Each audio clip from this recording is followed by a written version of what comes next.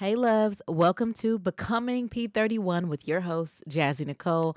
You guys, this podcast is all about becoming a Proverbs 31 woman, and I am more than grateful that you decided to embark on this journey with me as we work towards becoming the woman that God designed us to be. We're going to talk about the ups, the downs, the highs, the lows. We may get a little messy, but all in the honor of God. And I'm just thankful that you guys are here. Stay tuned for today's episode. Talk to you soon. Bye.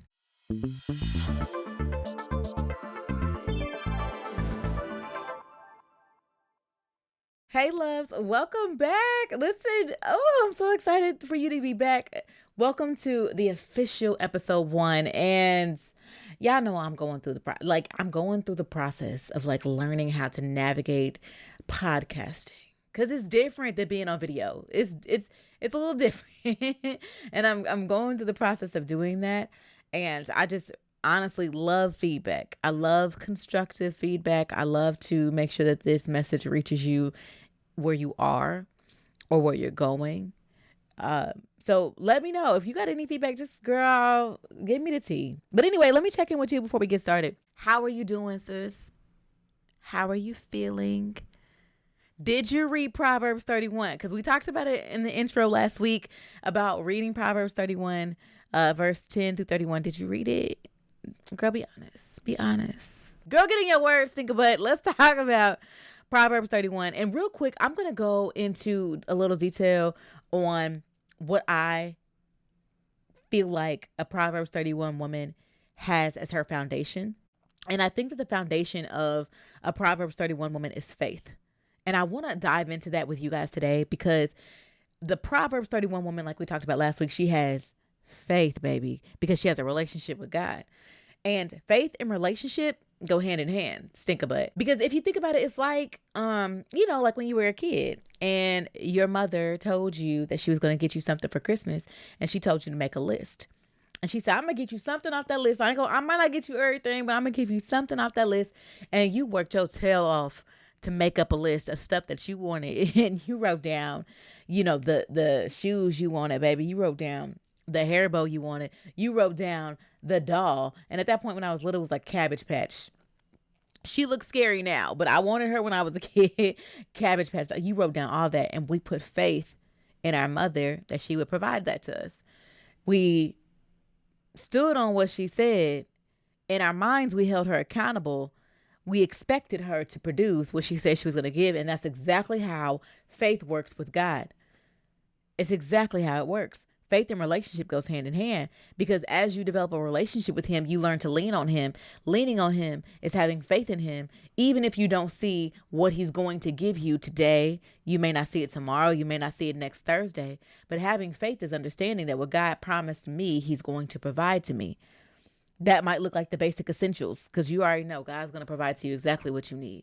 That might look like the new career because he promised you that. That may look like the husband because he promised you that. Let's talk about faith because a lot of women struggle with A, either having faith or B, they had it and they lost it. And let's get us back to that point where we have that faith in God because faith is fundamental. It's your foundation in any relationship, especially the one with our Father. So let's talk about it. Faith. So we kind of understand in that sense what the role of faith is and how important it is to any relationship, especially the one with our Father, with God. Let me tell you a personal experience on how I've recently encountered my faith in a way that shook up everything. So you guys already know I'm a single mother. And I have two daughters. Now, I've worked at a job. I worked at this job, my last job, for 14 years, y'all. I was a supervisor. And so I was a call center supervisor. My job was to make sure my team understood every assignment that was sent their way. My job was to understand, the ins and outs of the company so that way I could make sure that my agents were performing the way they needed to perform. And on a faith move, God told me, I need you to quit. Excuse me, God. Excuse me. Can you run that back? Because I'm the sole provider of these kids is what I told myself. I'm providing for them. I'm the one who paying the bills. If I don't have a job, how are we going to pay the bills? And God said, I'm going to provide to you. I'm going to provide for you. So my faith journey was leaving my 14-year job and relying on the one true provider who was actually the one taking care of me the entire time. And That was back in March, y'all. It's August. Insert the claps here because that right there, it's my faith walk. It's a part of my testimony, my ongoing testimony about listening to God on what he tells you to do. And God will provide provision. He didn't just up and tell me to quit. He had a plan for me. He had plan A, plan B, and plan C. And then he even had plan D and E that I'm just now walking into and understanding what the assignment is. So God's going to provide provision if you listen. So for me, that is a part of my most recent faith journey. But let's talk about where the Bible discusses faith and what that looks like. And first we'll start in Hebrews chapter 11, verse 1. And it says, "Now faith is the substance of things hoped for and the evidence of things not seen." Faith is the substance of things that we hope for and the evidence of things that we have not seen. Faith is fundamental. Faith is fundamental. You may not always see right now where God has you walking into, but that's what faith is. God, I trust you. I trust you because I can guarantee you one thing. Your life in your hands is nowhere near as beautiful as it is in God's. Faith is allowing him to take over that. It's allowing him to take over. Let's look at Psalms chapter 37, verse 3 through 4. So Psalm 37, verse 3 through 4. "Trust in the Lord and do good. Dwell in the land and feed on his faithfulness. Delight yourself also in the Lord, and he shall give you the desires of your heart." Shut up. God, I want a man. I want to find man. You know, girl, you already know. That's where probably 75% of y'all minds go. He gonna give you the desires of your heart. He gonna give you that man. He gonna be cute too. Period. So the Bible says, delight in the Lord. It says he's gonna grant you the desires of your heart, and we gotta have faith on that, right? Because we know if we have an amazing Father, he's gonna give us what we need and what we desire. And sometimes we gotta change our desires to his heart. It's like the same as we develop our faith in God. We hope, like in Psalm 37, he will grant you the desires of your heart. Delight yourself in the Lord, and he will grant you the desires of your heart. I don't know about you, but like the desires of my heart, those are things on my wish list. There are also some things on my need list, but a lot of that's my wish list because God supplies my needs. So sometimes I got some things on my wish list. You know, I hope that Indianapolis is not my final stomping grounds. I hope that I move to someplace bigger. I hope that, that I continue to walk in my purpose and that God keeps revealing what that looks like for me so that I can make sure I'm operating that. That's what I hope for. But in order to hope for it and tell God, this is what I'm asking, this is what I desire, this is what I want, I got to have faith that my God is going to provide for me, whatever that looks like. God, make my desires yours. Because you may not want me to move out of Indianapolis. Well, please, God, let me move out of Indianapolis. But you may not want me to move out of Indy. You know, you may want me to stay here, which I don't know why you would want me to do that. But I mean, whatever it is. So it's so the foundations of faith is having trust in God. It's being honest with your desires, your hopes, like in Psalms 37, verse 3 through 4. It's being honest about that. It's surrendering, though, what you want to what God wants you to have. Is surrendering that. What does that look like? For me, I want to move out of Indianapolis, but I got to surrender. Because God, if my mission is here, keep me here. It's surrendering to faith. It's surrendering my control to God. Like the job situation. I left my job because I had control. I knew exactly what to do on a day-to-day basis, y'all. I could do that job with my eyes closed. But I surrendered my career to God. And I said, you know what?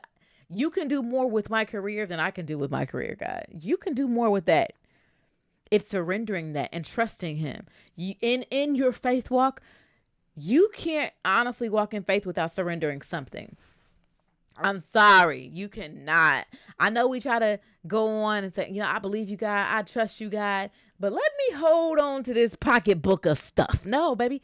when you are walking in the purpose of God, you're going to have to surrender something. He going to have you give up something so that you can see who got the real control of the situation. So in your faith walk, you got to first trust him. You got to hope. So you got to have those desires in your heart of what you desire, but you have to surrender your will for God's. You got to surrender that. And there's some verses that talk about surrendering and what that looks like. That's Matthew 16:24-26, Luke 9:23-25. You got to work on surrendering the process to God. Control is hard to give up. And I don't know if it's a single mother thing. I'm not even gonna put that out there because I know a lot of us struggle with control. And maybe from even a young age, like we struggle with not knowing how things were going to pan out. So we try to control the situation. But when you are operating under covenant with your Father, he wants to be the head. He wants to be the leader. And any good leader takes control. Any good leader takes control of the situation. Let's think about that. Because even at your corporate job, your CEO notices an issue, and a good CEO is going to take control of the situation and rectify the issue. That's a good one. And we got a good father. If a CEO can do that for his company, imagine what your father can do for his daughter or his son. We got to allow God that control. We got to surrender that. And again, if you need, that sight, you need that scripture. If you struggle with surrendering, if you struggle with control, baby, Matthew chapter 16, verse 24. Matthew chapter 16, verse 24-26. And Luke chapter 9, verse 23-25. I strongly recommend you write that down. You journal that down. You in your quiet time with God, if you struggle with surrendering and giving up control, you give that to him. You give it to him. You read it. You give it to him. Who better to have control over us? Who better, baby? Who better? The fourth thing that is going to help you cultivate your trust in God as a Proverbs 31 woman that I think a lot of times go overlooked because we want to do things on our own. We don't want to invite people into our journey. We just want to do us. People are so shady. Everybody got something going on. X, Y, and Z. It's having a community of people. So we live in a society now where I feel like I hear more than ever people saying, church is in your heart. You don't need to go to church. Or, I can worship on my own. True. That's true. You can worship on your own.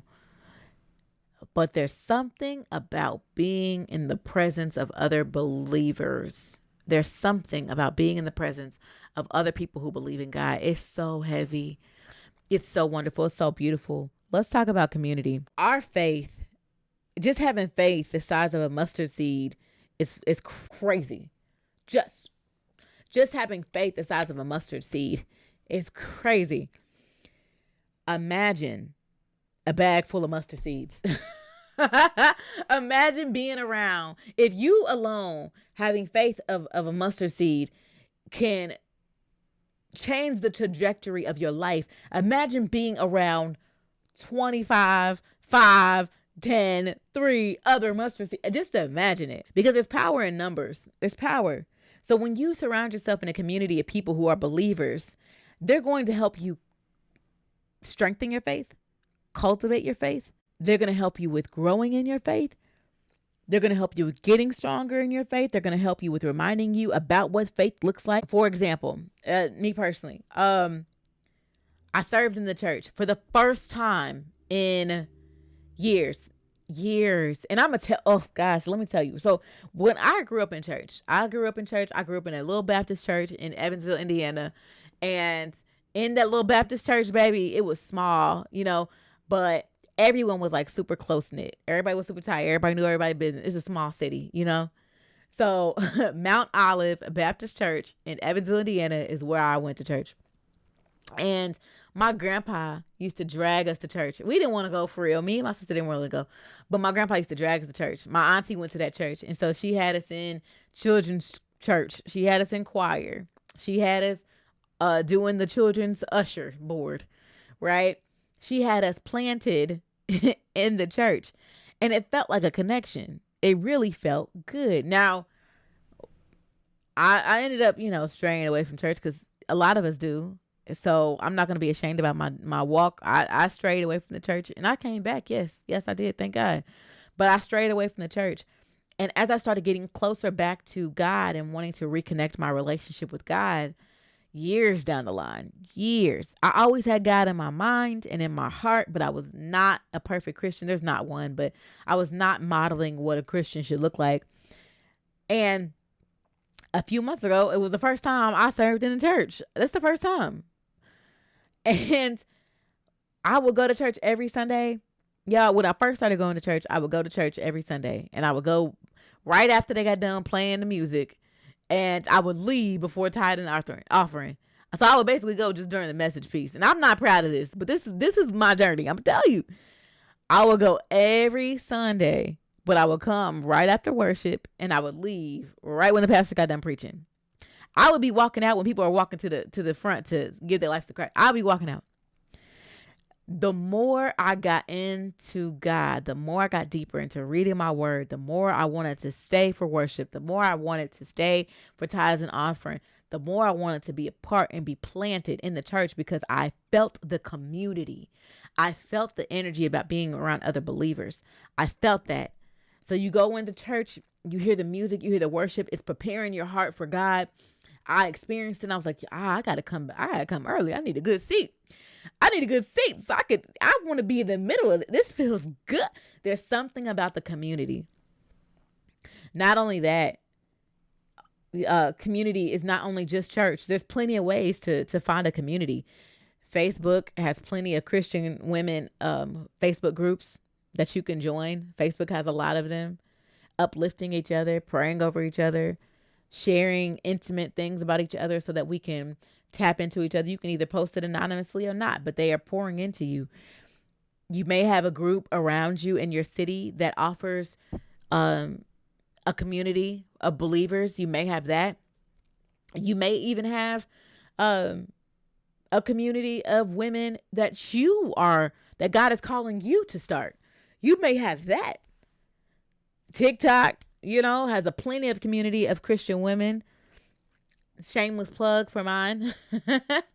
Podcasts like this one or other ones that cultivate a relationship with God, but not even the distant ones, like not even the online ones, but having a personal community of people who believe in God that y'all can pray together and y'all can fast together and y'all can experience God together. Like that feels good because it strengthens your faith. It supports you in your walk.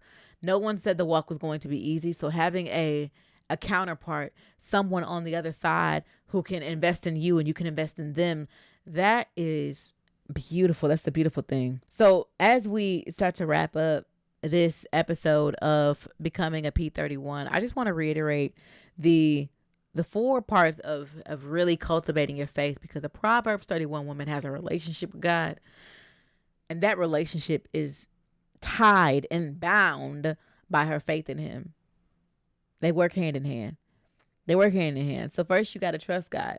You got to trust him. You got to make sure that you're open and honest about what you hope for, but you got to surrender in that process with him, and then developing that community. These are 4 things that are going to help you grow in your faith walk with God and develop that relationship with him. So I think we covered quite a bit, and I don't want, like I said, like I don't want to. I probably won't be on here talking for hours. I ain't gonna lie. It may be like a 20-minute or like a 30-minute. But I'm just grateful for the opportunity. I'm so glad y'all here. Like I'm just so glad that y'all here, that y'all listening, that you're tuning in. And don't forget, I have the Becoming P31 podcast at yahoo.com email. If you guys have any questions, anything that you want to address on that podcast for the following week, I want this to be a community of believers, because community is important and we need it. We need it. So thank you so much for tuning in, guys. I will talk to you on the next episode of Becoming P31. I'll talk to you next Tuesday. Thank you so much for staying tuned. Love you to pieces. Bye-bye.